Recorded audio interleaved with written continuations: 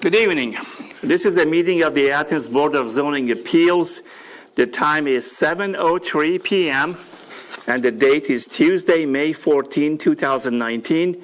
At this point, I will call the meeting to order.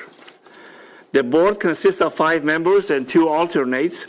The alternates taking full part in the discussions and becoming a voting member in the absence of a member or when a member abstains for conflict of interest. Present tonight are members Mr. Ed Baum, Ms. Lisa Carson, Mr. John Goodekanst, and the alternate, Mr.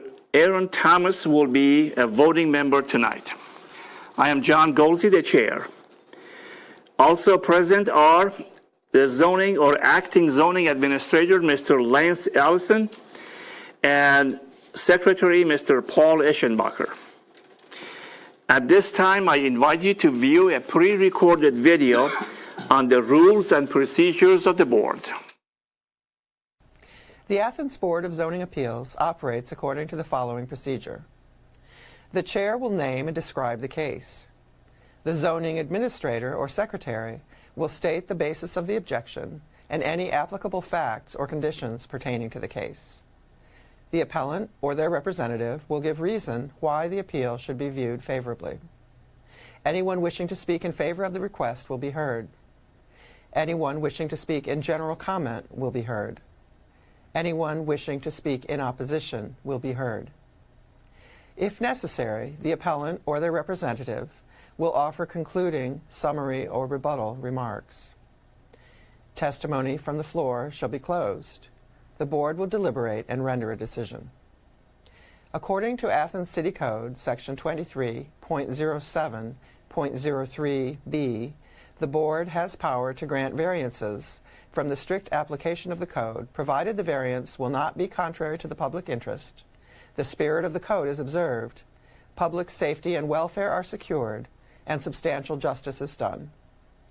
According to Athens City Code, Section 23.07.10c, variances from the code shall not be granted unless the board makes specific findings of fact based directly on the particular evidence presented to it, that the standards and conditions imposed in this title, if applicable, have been met by the applicant. Exceptional circumstances. There are exceptional or extraordinary circumstances or conditions applying to the property in question or to the intended use of the property that do not apply generally to other properties or classes or uses in the same zone. Practical difficulty and undue hardship. Because of exceptional or extraordinary circumstances or conditions pertaining to a specific piece of property, a literal enforcement of these regulations will result in practical difficulty or undue hardship that is unnecessary to the achievement of public purposes. Preservation of equal property rights. Literal interpretation of these regulations would deprive the appellant of rights commonly enjoyed by others in the same zone and the same vicinity, while a granting of the requested variance will not confer on the applicant any special privilege that is denied to other properties in the same zone and the same vicinity. Minimum variance. The variance granted is the minimum variance required to make possible the reasonable use of the property. Absence of detriment. The authorizing of such variance will not be of substantial detriment to adjacent property and will not materially impair the purpose of the zoning code or the public interest. Not of a general nature. The condition or situation of the specific piece of property or the intended use of said property for which variance is sought, one or the other or in combination, is not of so general or recurrent a nature as to make reasonably practicable the formulation of a general regulation for such condition or situation. Any person, resident, or officer, department, or appointed body of the City of Athens, aggrieved by a decision of the Board, may petition the Athens County Court of Common Pleas concerning the illegality of the decision. Such petition must be filed within 30 days after the mailing of the decision of the Board to the applicant. Thank you. There is only one case tonight on the agenda, and that's the property at 115 Carriage Hill Drive. The board is required to take testimony under oath. Would anyone wishing to speak concerning any item on the agenda please stand? Do you swear or affirm that any testimony you will present to the board will be the truth, the whole truth, and nothing but the truth? I do. Thank you. Please be seated. This is case number 1904V, and the property is at 115 Carriage Hill Drive. The zone is R3. RVC Architects are the appellants. Appellant is requesting a variance from ACC 2310 Table B Office Street parking requirements to allow construction of a clubhouse building to an apartment complex with 468 parking spaces, where 856 parking spaces are the minimum requirement. Mr. Rischenbacher, anything you would like to add? Well, just a little background. As you may remember, Carriage Hill had a fire a little while back, and they lost one entire apartment building, building 12. Rather than rebuild that, they wanted to build this clubhouse or recreation center, whatever you wanted to call it, on the same spot where building 12 was. But because of 230602A, it's a change. And even though it's a change where they're going to have 30 fewer apartments, it's still a change. So they have to meet the requirements, the current requirements for parking. Obviously, when Carriage Hill, now Campus Heights, when it was first built, it was under the old parking laws of one space per apartment. Since then, obviously, it's changed to one space per person. Thus, the number of 856 that's required. But like I said, it's going to have 30 fewer apartments than it did before. I thought there was 2 fires in there, 2 different times. And the one that this last one that burned was somewhere in the middle, not way up at the top, because I could see it from my window a mile away. If there was, it didn't affect an entire building. Okay. Okay. So this clubhouse is going to be right at the same spot. The same spot as building 12 was. Okay. All right. Any questions for the code office? Okay, Pelham, you may come to the board, to the podium, state your name and your address for the records and your case.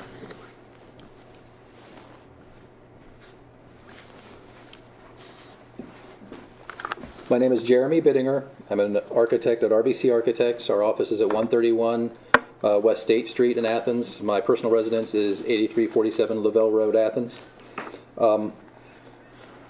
As was stated, we're not, with the building that we are building, we're not really adding to the parking load, but I understand because of the change of use, that would be the requirement. The practical difficulty is the fact that the site, overall on the site of Campus Heights, there's not much room to build more parking lots. A lot of this site is sloped, and there's just not practical room to get driveways in and out and add especially 388 additional parking spaces. It's not a new complex. It's been there for at least 40 years. They've never had issues with parking before. I don't think they've ever had to turn people away with their vehicles. The parking lot is never full that I've seen, and I've been there. I've started working on this project over a year ago. It was January of last year that I started working on the project. There's always been ample parking available. I don't know, I mean, I can read through some of these other arguments if you want me to, but if you have any questions, or if there's anything specific you want me to answer, I can answer questions about the project. So. Well, I have a few questions, but I want the board members to go first. Mr. How many bedrooms are there currently in the complex? I don't really know. I have never done a full evaluation of the entire property because I was not working with the whole thing. How would you know how many parking spaces are needed? I don't doubt. Excuse me. I don't doubt that the number that he has is relatively accurate, if not exactly. There's 856 bedrooms. That's why the number. So there are 856 bedrooms. Okay. Yeah. We know the number of apartments, but they're a mixture of studio, 1 bedroom, 2 bedroom. But I've never gone through and actually counted them. And the second question I have, the same number of parking spaces available now are the number that were available before the fire? Correct. Yeah, we've not decreased the number of parking spaces at all. Okay, but you didn't decrease either? We did not decrease, no. No. Yeah, question, was that the number of rooms available minus building 12 or with building 12, the building that burnt down? Minus building 12. No. Any other questions?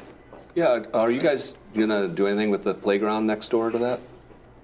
We're not No. demolishing the playground or removing the playground. We don't know, the owners of Campus Heights, the building that we're building is nowhere as large as the building that burnt down. So there's a little bit of space beside this new building. They've talked about expanding, they have a community garden up there. They thought about maybe expanding the community garden, or maybe that might be another place to put another playground in the future, but we haven't really talked about developing that yet.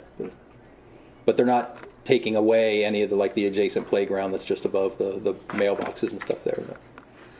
And I will say also, we named the project a clubhouse, but there are 3 different uses that are actually going to take place in this building. They're going to move their leasing office. It's currently across the parking lot, and it's not handicap accessible. So now their new leasing office and their business office is going to be in this building, and that's actually the majority of the building. There is going to be a small fitness center. I think it's sized to hold maybe 20 or 25 people. It's not a large fitness center. There is a small study room that's available to students. Laundry room? There and then yes, that's the third major use. Is this property is divided between student housing and HUD housing, and part of their HUD contract requirements is that they have to rebuild the laundromat that was destroyed in the building that was burned down. So about a quarter, maybe just a little less than a quarter of the building is replacing the laundromat that was destroyed in the fire. Okay. So it's not true, it's not entirely a clubhouse. It's not going to be a big party house or anything like that. It's a big difference. Any other questions? Okay. First of all, you are changing the name to, what is it, Campus Heights Apartments? The owners that bought it changed the name when they Okay. purchased it. Now, And- the drive is still, the city of Athens isn't going to change the name of the street. So it's Right, still right. Carriage Hill Drive, Right. but it's Campus Heights is the name of the Okay. complex now. And then there's not going to be any renovation on any of the buildings. It's just going to be just there. This project is just the clubhouse. They are talking about doing some renovations. I think there's been some deferred maintenance over the years Okay. from past owners, so they are looking at doing some things, but I'm not. I'm sorry? Maintenance only. Maintenance. At this point, it's maintenance Okay, only, but they because may any- look in the future at doing renovations. I don't know that yet. Okay, because any new renovation may again come back to the parking space. Sure. So this is purely for the benefit of the residents over there, right? Just to go to Correct. enjoy the Yep. facility. There will be no other changes. I want to get everything on the record, so there would be no other changes. Correct. In terms of the number of tenants, in the mix of a student and family, whatever you have now is going to continue. Right. Okay. Yes. They actually have they've separated the property out, so they have because of the legalities of the HUD contracts that they have. So they have a separate piece where the HUD units are, and then the student apartments are separate. And this But facility there's no change in the proportion or anything of the. and this facility is not going to increase the rent or or ask for a fee to use it. It's going to be No. Okay. No. Okay.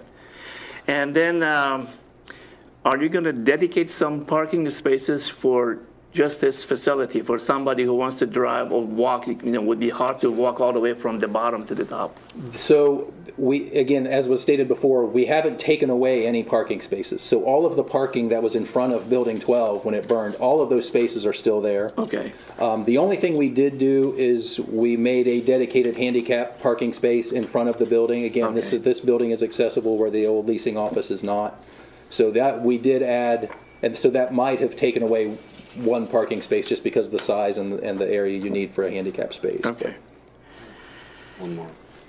There's a fleet of brand new cars up there. They look like, are they rental cars or something? Is that a business? That's something the right in new front of owners did, and I don't know if that's open to student use. But they are. It's electric vehicles. They have they put in charging stations there, and I'm not. I don't know Say if that's... fleet, they were like 5 or 6. Yeah, there were maybe, 6 cars, something like that.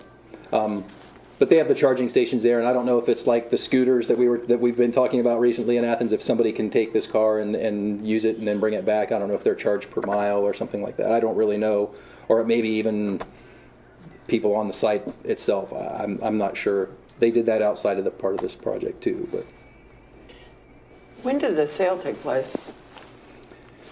like I said, I was brought on board by the new owners in January of last year, so I don't know if it was maybe December or the fall of the previous year, maybe right towards the end of 2017. I'm not sure exactly. I mean, I did some work for Wallach that was the previous owner too. I don't know when exactly the change happened. I just know that I started working on this specific project in January of last year. Thanks. Okay, you may be seated for now, and then we may ask you again some questions. Mr. Eschenbacher, there are some other facilities like this on Richland Avenue in the vicinity. Are they have similar? Do they all meet all the parking requirements? University Courtyard does, as far as we know, right?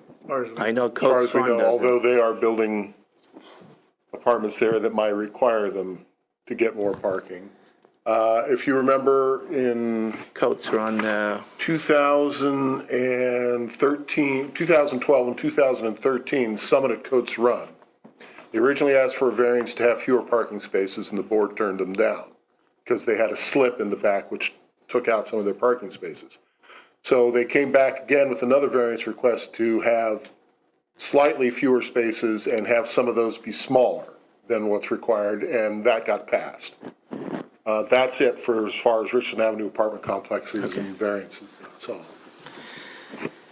Okay, thank you, sir. This is like one of those cases that we have been kind of lately discussing, where the property owner is trying to add some facility or provide some something that is going to be beneficial to the residents, and then they fall into this rule of like getting all the parking spaces and so on. And hopefully someday we will address that. So anybody has any other comments? Mr. Baum? No? Nope. We need a motion. I move that the Board of Zoning Appeals grant a variance from ACC 2310 Table B off-street parking requirements to allow construction of a clubhouse building to an apartment complex with 468 parking spaces, where 856 parking spaces are the minimum requirement. Second. Oh, Okay, Lisa, second. Can I make a motion that we suspend the rules and just go to the voting? Do we have a second? A second. All in favor of suspending the rules and just go directly to the voting? Aye. Okay. Are we ready to vote? Yes. Okay. In this case of 1904V for this 115 Carriage Hill Drive, all in favor of granting the variance, please raise your hand. All opposed? You got your variance. And the last item on the agenda is disposition of minutes from March 12, 2019. I believe all of us except for you, Aaron, you were not here, but Ed, Lisa, and John and myself can vote. Have you read the minutes of April of, it was March 12, 2019. Okay. I move to approve the minutes of March 12th, 2019. Okay, do we have a second? All in favor? Okay. And that's it. The meeting is adjourned. I do have one question. When